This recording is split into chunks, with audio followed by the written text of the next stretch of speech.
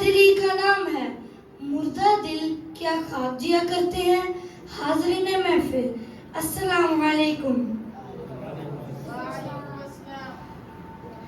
اقبال کا تصور عمل کیا ہے؟ یہ انسان کو خواب غفلت سے جگاتا ہے، مردہ جسموں میں زندگی کی حرارت پیدا کرتا ہے، اسلام میں نئی بیداری کی امید پیدا کرتا ہے. مگر افسوس جناب والا، افسوس، میں اپنی تقریر کہاں سے شروع کروں اور کہاں پہ ختم؟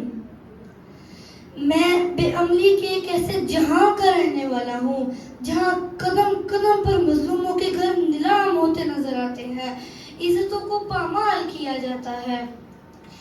میں اپنی سنہری تاریخ کے صفحے پلٹ کر کانپ اٹھتا ہوں جہاں محمد بن قاسم اس ایک مومنہ کی پکار پر سندھ کے صحراؤں میں راجہ دہر کی کافرانہ چالوں پر بجلی بن کر گرتا ہے، جہاں صلاح الدین ایوبی عیسائیوں کی چمکتی تلواروں کا خون کرتا ہے، جہاں سلطان محمود غزنوی بت کدو کا تماشائی بننے کے بجائے بت کو توڑنے والا بنتا ہے، جہاں ٹیپو سلطان ذلت کی زندگی کے مقابلے میں عزت کی موت کو گلے لگاتا ہے اور یہ پیغام دیتا ہے: فضائے بدر پیدا کر، فرشتے تیری نصرت کو اتر سکتے ہیں گردوں سے کتار اندر کتار اب بھی، کیونکہ عمل سے زندگی بنتی ہے، جنت بھی جہنم بھی.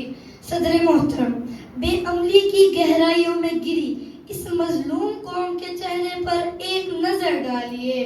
اس قوم کے زخم گننے کے لیے ریاضی کا کون سا فارمولا استعمال ہوگا؟ اس قوم کے چہرے پر لگے گناہوں کے داغ برف کی کون سی قسم دھوئے گی؟ اس قوم کی نفسیاتی پریشانیاں فرعون کے کس قانون کے تحت حل ہوں گی؟ کیا کسی کے پاس ان سوالوں کے جواب ہیں؟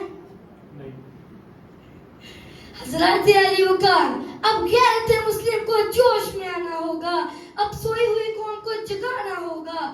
اگر نہیں تو پھر بیت المقدس کی فضاؤں سے پوچھو، بابری مسجد کی ٹوٹی ہوئی دیواروں سے پوچھو، مسلمانوں کے خون میں رنگنے والے خاکزاروں سے پوچھو جن کے خون سے آج بھی آواز آتی ہے: چپ رہنے سے بھی چھن جاتا ہے اختیار سخن، چپ رہنے سے بھی چھن جاتا ہے اختیار سخن، ظلم سہنے سے بھی ظالم کی مدد ہوتی ہے، کیونکہ عمل سے زندگی بنتی ہے، جنت بھی جہنم بھی. اللہ ہمیں عمل کی توفیق عطا فرمائے. وما علینا الا البلاغ